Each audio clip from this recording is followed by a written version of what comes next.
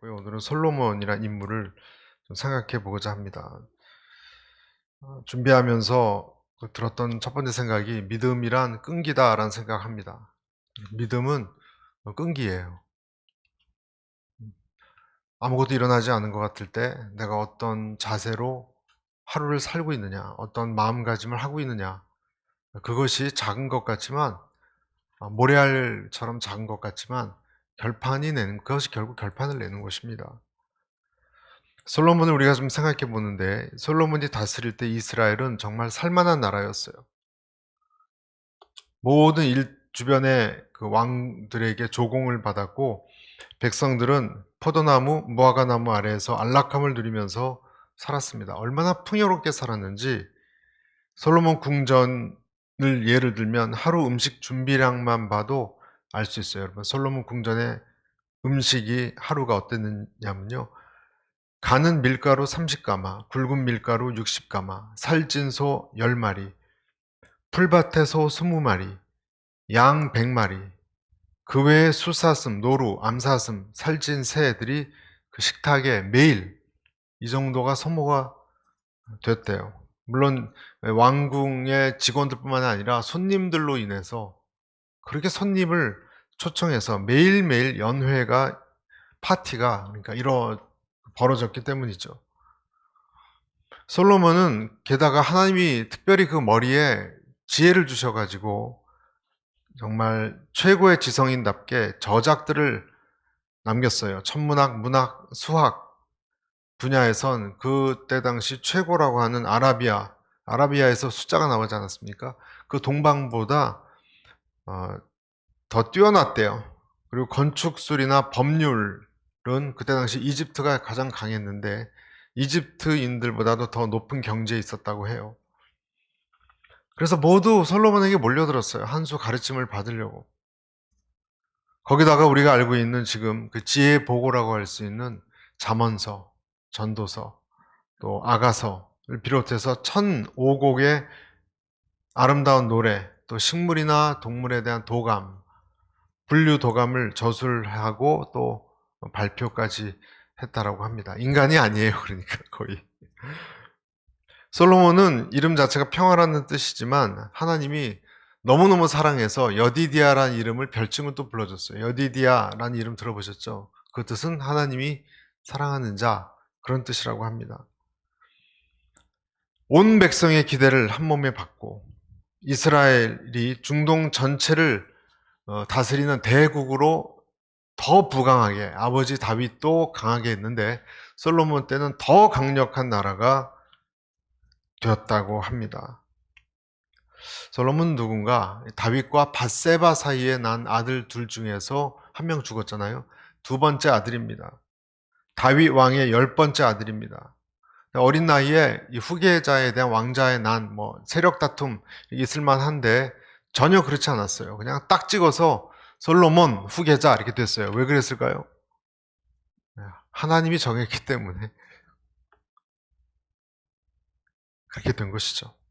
그러니까 왕궁에서 교육받았고요. 솔로몬은 나단 선지자시죠. 나단 선지자를 통해서 확실한 신앙 교육을 과외 선생님처럼 받았을 거라고 추측하고, 그리고 이스라엘의 3대 왕 사울, 다윗, 솔로몬으로 그 20세 즉위했어요. 20세면 몇 학년이에요 도대체? 대학교 들어가기도 전 나이인가요? 들어가서 1학년인가요? 2학년인가요? 2학년? 네. 즉위했습니다. 약관 20세 즉위했습니다. 그리고 왕위에 오르자마자 얼마 되지 않아서 하나님께 1,000번제를 드렸어요. 1,000번제는 1,000번 드렸다는 뜻이 아니라 1,000마리의 양을 드렸다는 뜻이죠. 헌신을 다짐했습니다. 그래서 하나님이 너무너무 감동을 받았어요. 하나님이 이렇게 어린 나이에 지금 이런 영예를 받았는데 또 이런 하나님을 생각하는 마음을 가지고 번제를 드리다니, 그래서 무엇을 해줄까 구하라 그랬더니 우리가 잘 아는 그 내가 작은 아이라고 낮추면서 하나님의 그 백성을 잘 다스릴 수 있는 부와 영광이 아니라 지혜를 달라고 그 어린 나이에 그럴 수 있을까? 확실히 천재는 천재다 라는 생각을 합니다. 지혜를 구했습니다. 자기의 어떠한 것을 더 구한 것이 아니었습니다. 그래서 그 겸손을 보시고 하나님이 지혜만 주신 것이 아니라 모든 축복을 더불어 주셨어요. 솔로몬이 이스라엘의 수건 사업이 있었는데 성전 건축인데요. 본인의 궁을 만들기 전에 7년 동안이나 하나님의 성전을 지었습니다. 그것도 정말 기특한 일이에요. 완공이 된 다음에 법궤를 안치하고 낙성식하면서 화목제로 도대체 말이 되나 보세요. 소 22,000마리와 양 12만 마리의 제물을 드렸어요. 낙성식, 그러니까 건물을 이제 하나님께 성전을 바치면서 이것은 정말로 보여주기 위해서라기보다 정말 하나님에 대한 생각이 있었고 또 정말 하나님께 잘하려고 한 마음이 전 있다라고 봐요. 솔로몬에게는 그냥 거짓으로 그렇게 할 수 없는 행동과 마음가짐을 보였습니다. 그런데 어떻게 훗날 그가 잘못된 왕으로 전락했는가? 그것이 궁금한 거예요. 어떻게 그는 망했는가? 말년에. 솔로몬의 말년은 하나님이 기뻐하는 여디디아 이름 그대로가 아니고 외국에서 가증한 우상을 들여오는데 앞장선 왕이라는 오명을 가진 왕이 되었고요. 남과 북의 분열, 남북으로 찢어졌거든요. 이스라엘이. 그것을 조장한, 원인 제공을 한 왕이다. 그렇게 여겨지고 있습니다. 도대체 솔로몬은 무엇 때문에 그 마음이 무너졌는가? 몇 가지 좀 살펴보고자 합니다. 첫째는 말이에요, 말. 말을 그렇게 좋아했어요. 말하는 말이 아니라 이렇게 뛰는 말, 홀스, 말을 좋아했는데 얼마나 말을 탐냈는지 솔로몬 병거의 말 외양간만 4만 개나 됐고요. 마병만 12,000명.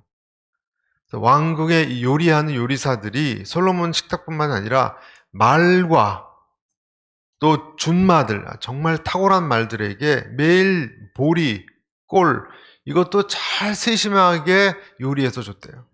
외양간은 그런 말을 위한 음식으로 넘쳐났다고 합니다.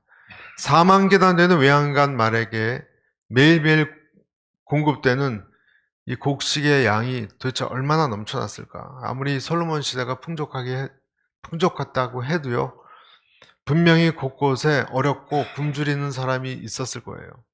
그렇죠? 솔로몬은 또 말만 좋아한 것이 아니라 1,000명의 부인을 두고 살았습니다.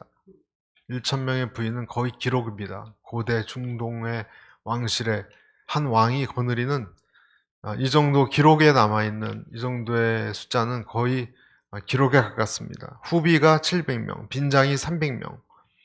아마 얼굴이나 이름도 기억하지 못했을 거예요. 누가 누군지. 자식들은 또 어떻겠습니까? 수도 없었을 것입니다.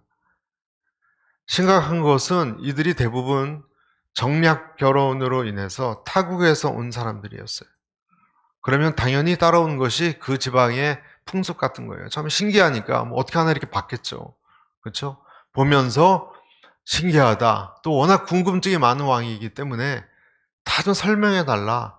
뭐 어떻게 이것이 운영이 됐는데 다 알아보지 않았겠습니까?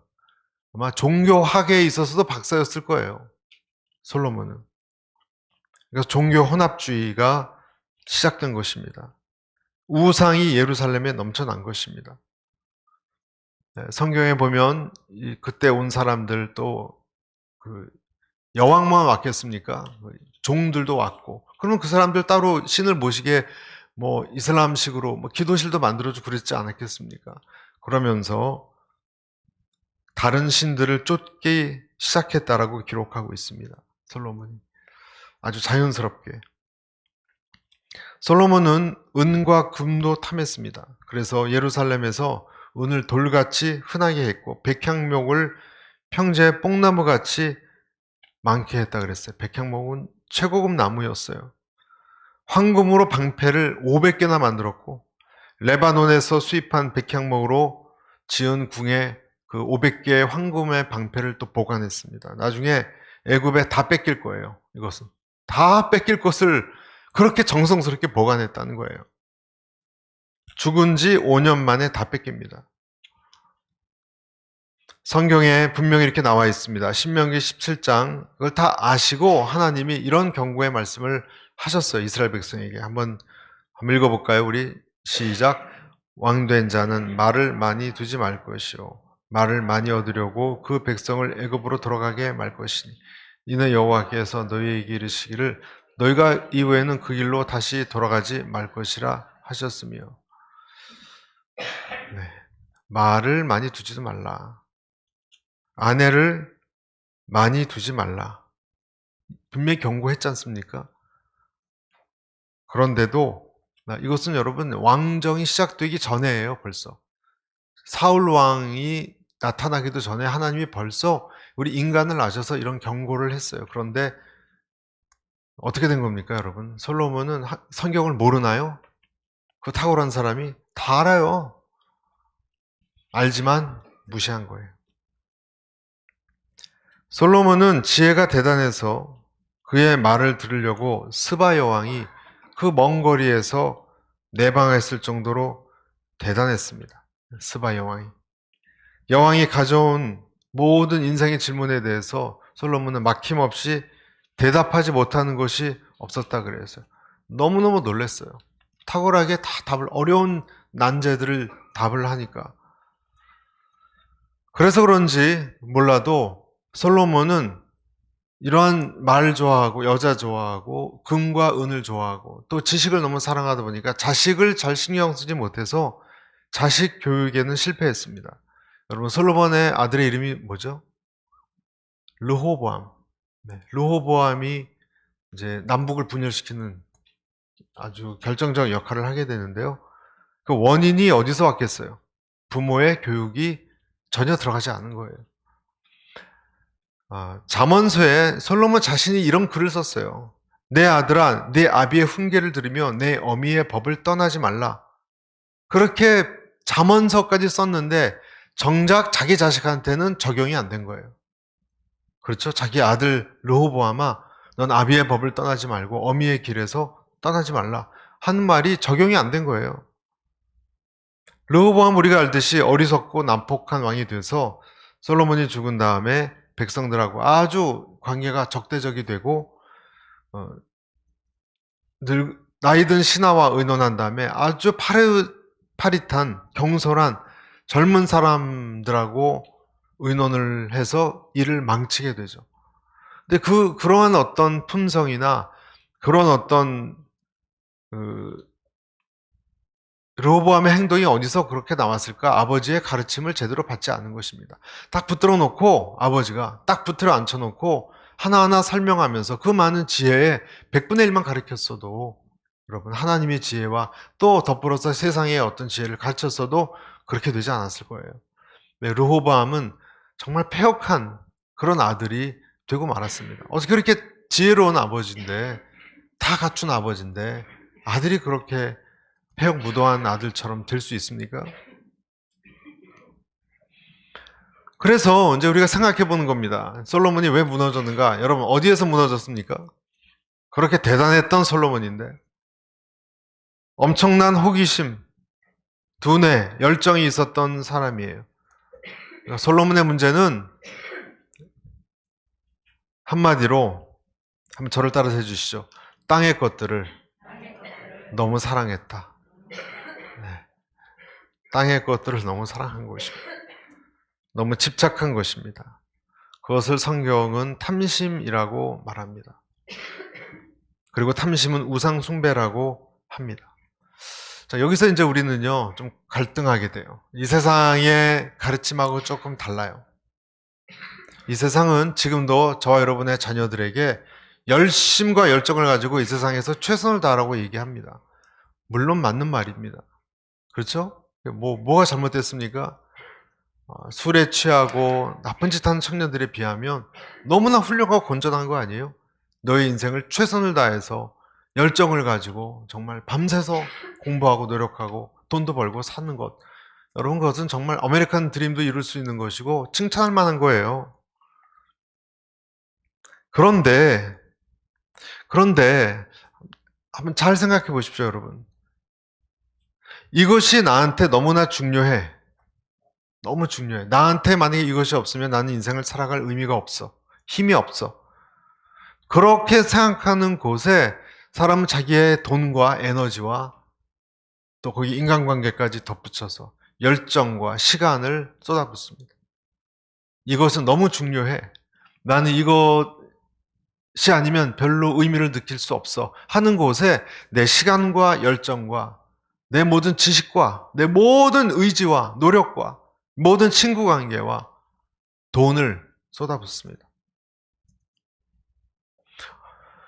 어떤 사람이 자녀를 키우는데 열심히라고 한번 생각해 봅시다. 실제로 사례가 있어요. 애니라는 미국 여성인데요. 자녀를 너무 사랑했고 하나님을 너무너무 사랑했어요. 특히 하나님을 너무 사랑했어요. 그리고 자녀를 너무 사랑했어요. 하나님 말씀으로 그런데 그렇게 양육하고 옳은 길을 가게 하고 말씀도 외우게 하고 봉사하게 하고 공부도 정말 최선을 다해서 열심을 가지고 하게 하고, 그런데 이 아이가 왜 이렇게 됐죠? 라고 목사님을 찾아온 거예요. 팀 켈러 목사님을 찾아온 거예요. 왜냐하면 두 아이가 다 멘탈리 무너졌기 때문에. 멘탈리 무너졌어요. 왜, 어떻게 된 거죠? 나중에 알고 보니까 이 엄마가 너무 열심히 했던 거예요. 하나님을 너무 사랑하고 아이들 교육을 너무 열심히 하다 보니까 아이들이 멘탈리 무너졌어요. 그러니까 이 엄마는 이해가 안 가는 거예요. 아니, 나 하나님 사랑하고 하나님 방법대로 이렇게 열심히 훌륭한 아이가 되려고 이렇게 노력을 했는데 왜 이렇게 된 겁니까? 여러분, 문제가 뭐라고 생각하십니까? 비슷한 예가 또 있어요. 어떤 형제님이 기업을 통해서 본인은 선교사나 목회자나 그 길이 아니라 기업을 통해서 하나님 나라의 보탬이 되고자 했습니다. 기업을 통해서 재정적으로 큰일을 하겠다고 새벽부터 밤까지 정말 사업 구상을 하고 잠도 안 자고 기획을 하고 열심히 일을 했습니다. 그런데 그 열심 자체가 병이 될 수 있었던 것입니다. 열심히 병을 만든 거예요. 어찌 보면 은밀히 다가온 내 탐심에 하나님이 안 보이고 탐심에 내 스스로가 순종해버리고 많게 있습니다.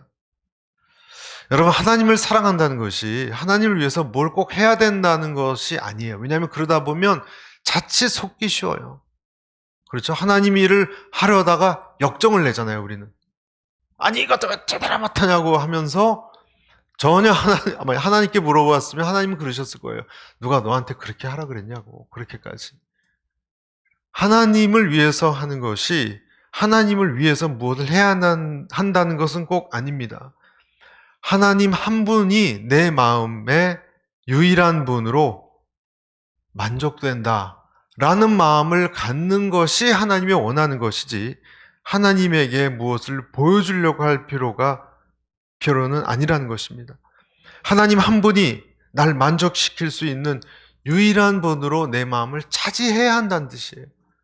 차지해야 한다는 거예요. 아무것도 안 해도 사실은 괜찮은 거예요. 내게 그 마음이 차지해 있느냐 아니냐 하는 거예요. 솔로몬 마음속에는 여러분, 하나님에 대한 열심이 있었는지 몰라도 하나님은 없었어요. 솔로몬에게는. 제가 자세히 관찰해 보면 그런 기미가 보였습니다. 성전을 지을 때 솔로몬은 최고로 지었어요. 목재는 레바논 백향목으로 썼고요. 상아로 만든 보좌, 특별히 정원 가꾸는데 온 정성을 쏟았습니다.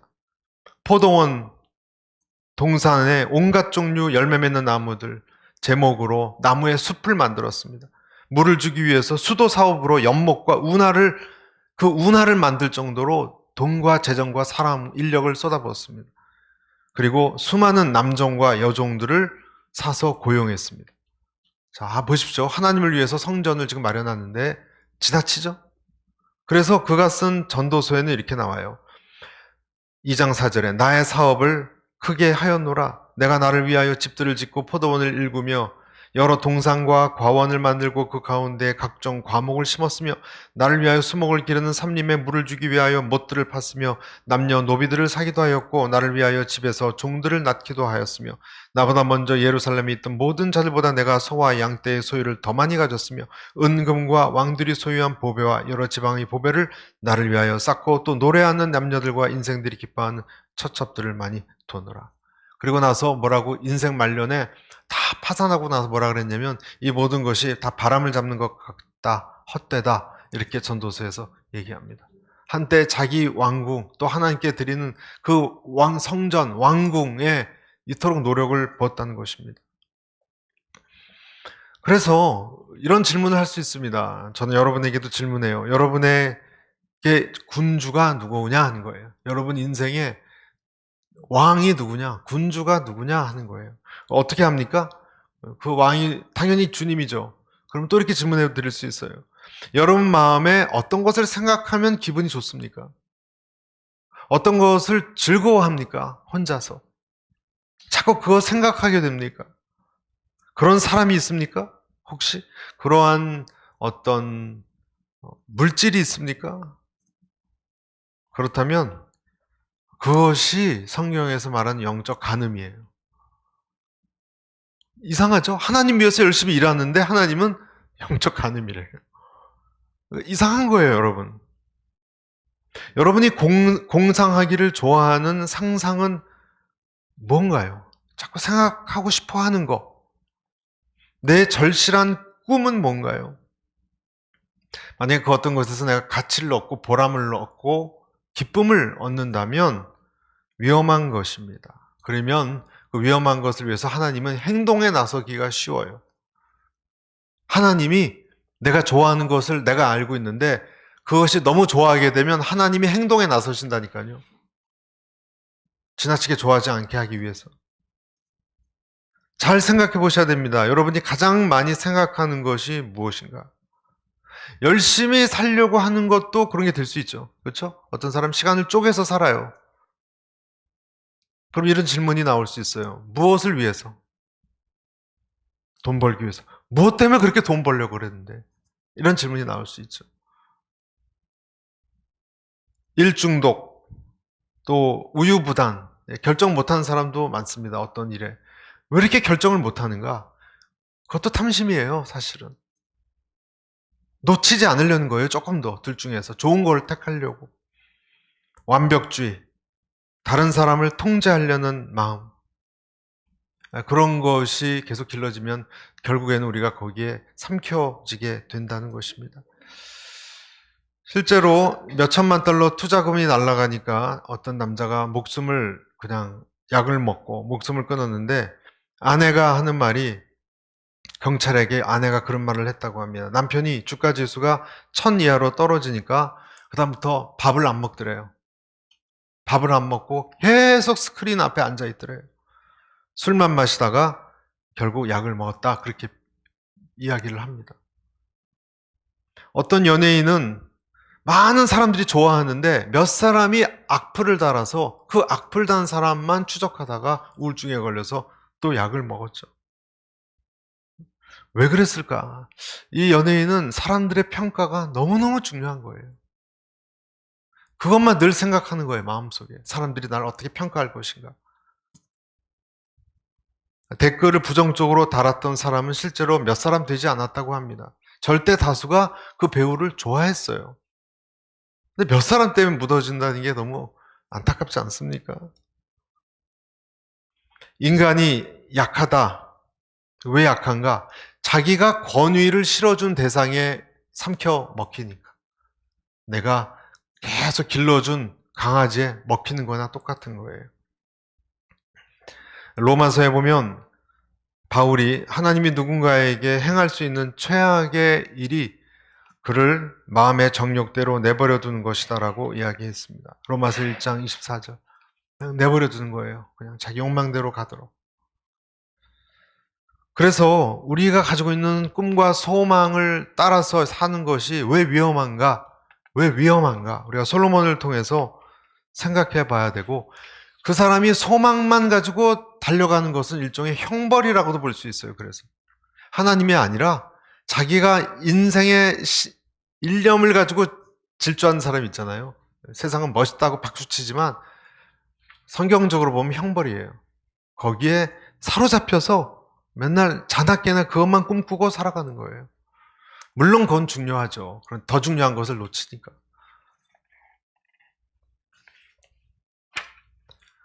그래서 솔로몬은 하나님의 축복들 속에 하나님을 발견하지 못하고 하나님으로부터 멀어져 갔습니다. 마음이 떠나갔습니다. 다윗은 어떤 사람이었냐면 하나님께 마음이 어떤 사람이었죠? 합한 사람이었어요. 물론 그건 치명적인 죄를 저질렀죠. 바세바를 탐했고요. 있을 수 없는. 그리고 그 남편을 살인 모의를 했어요. 결국 살해한 거예요. 그 충성스러운 사람을. 인간이 그럴 수가 있습니까, 여러분? 다윗이 뭐 대단하다고요? 뭐가 대단해요? 살인마죠. 살인마예요, 다윗은 어떤 면은. 그리고 남의 여자를 갈취해서 또 남편까지 죽인 그런 사람이었어요. 하나님이 다윗을 징계했습니다. 그런데 그 징계를 통해서 다윗은 진짜 회개했어요. 그리고 하나님 앞에 다시 섰어요. 물론 그냥 회개한다고 딱 서게 되는 것은 아니에요. 그 이후에 우리가 알듯이 배신과 또 자기 아들로부터 쫓겨가고 엄청난 고생을 했어요. 다윗은. 뼈아픈 고통을 겪었습니다. 통곡하고 겸비하고 하나님께 나왔어요. 그런데 솔로몬은 그게 없어요. 솔로몬은 그런 통곡이 없어요.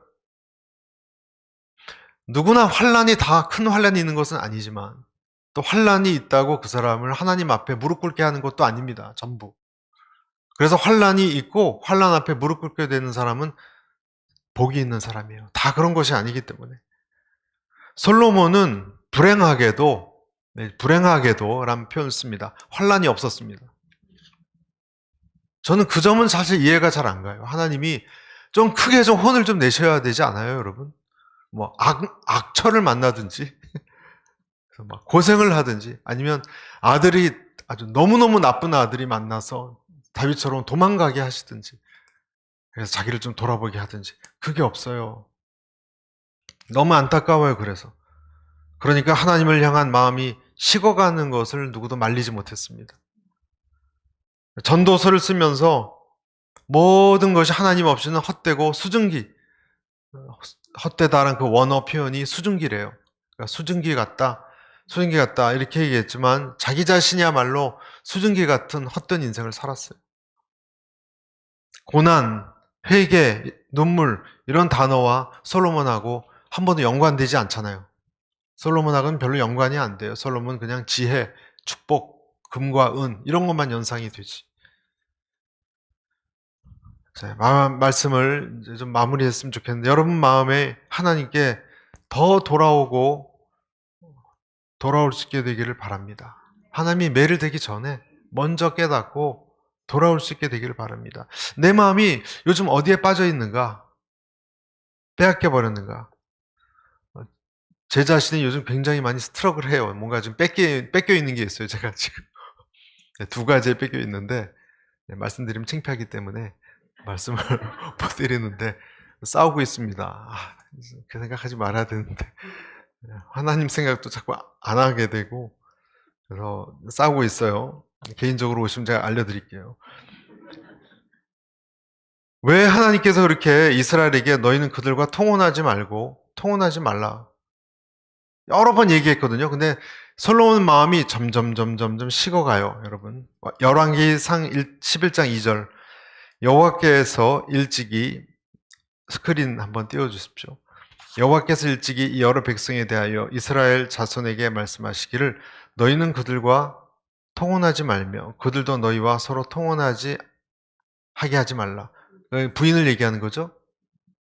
그들이 반드시 너희의 마음을 돌려 그들의 신들을 따르게 하리라 하셨으나 솔로몬이 그들을 사랑하였더라. 그렇죠? 변심했죠?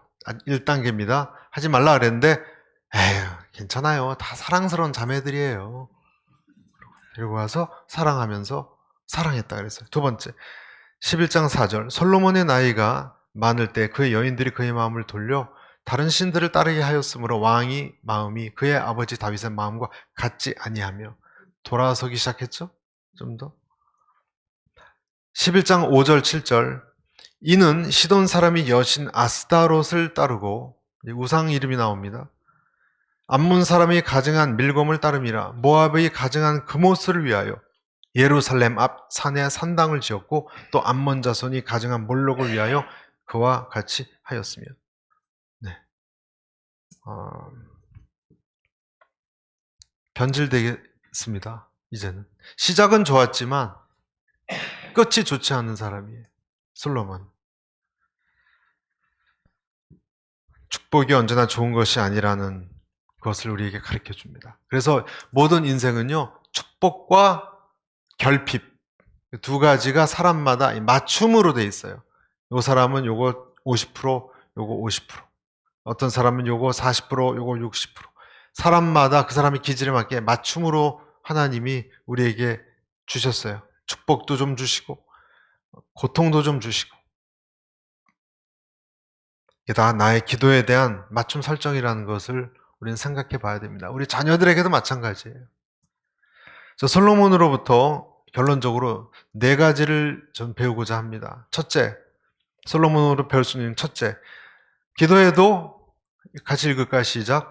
기도해도 우리가 떠나면 지켜주실 수 없다. 중요하게 배우는 겁니다. 솔로몬 통해서. 여러분, 하나님께 내 마음을 하나님께 기울이게 해달라. 우리 기도하죠. 하나님 떠나지 않게 해달라. 열심히 기도하죠. 전심으로 구하고 하나님께 붙들려 살게 도와주시옵소서. 침을 튀기며 기도해도 내가 하나님을 떠나면요, 하나님이 나를 지켜줄 수 없습니다. 열왕기상 8장 57, 58절에 솔로몬이 하나님의 성전 건축하기 전 엄청난 멋있는 연설을 하고요, 백성 앞에. 그리고 하나님께 진심 어린 기도를 왕이 되자마자 이런 기도를 해요. 뭐라고 기도하는지 보시겠어요? 우리 하나님 여호와께서 우리 조상들과 함께 계시는 것 같이 우리와 함께 계셨고 우리를 떠나지 마시오며 버리지 마시옵고 우리의 마음을 주께로 향하여 그의 모든 길로 행하게 하시오며 우리 조상들에게 명령하신 계명과 법도와 율례를 지키게 하시기를 원하오며. 솔로몬이 백성들 앞에서 대표 기도를 하는 거예요. 지금 온 백성과 진심으로. 이때는 그렇죠? 거짓이 아니에요. 진심으로 기도했어요. 주님도 나를 떠나지 말고 나도 하나님 떠나지 않게 나를 붙들어 주시옵소서. 주시옵소서. 그렇게 울면서 기도했을 거예요. 솔로몬이 봉헌식 하기 전에 하나님 성전에. 그런데 그걸 지키는 일에 소홀히 했습니다. 소홀히 했어요. 하나님이요, 여러분, 솔로몬에게 일찍이 내가 너에게 지혜롭고 총명한 마음을 주겠다. 솔로몬에게. 그리고 부와 영광도 주고 생명도 장수하게 길게 해주겠다. 나라도 광대하게 만들어주겠다. 이렇게 약속했어요. 나오거든요. 여러분, 결국 어떻게 됐습니까? 지혜는 허무가 됐죠. 지혜롭게 해주겠다는데 기도응답이 안 됐습니다. 하나님 약속도. 그리고 또 나라는 찢어졌어요. 두 개로.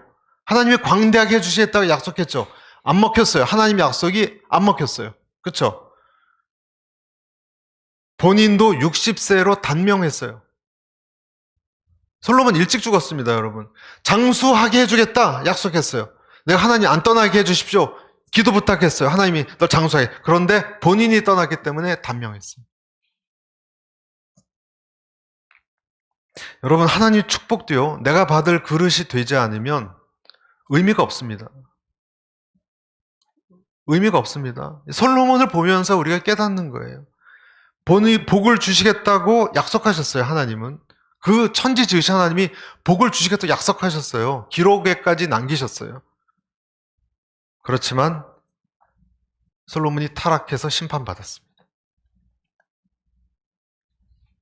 심판은 하나님이 사랑하는 자녀에게도 임해요. 영원한 심판은 아니에요, 이것은.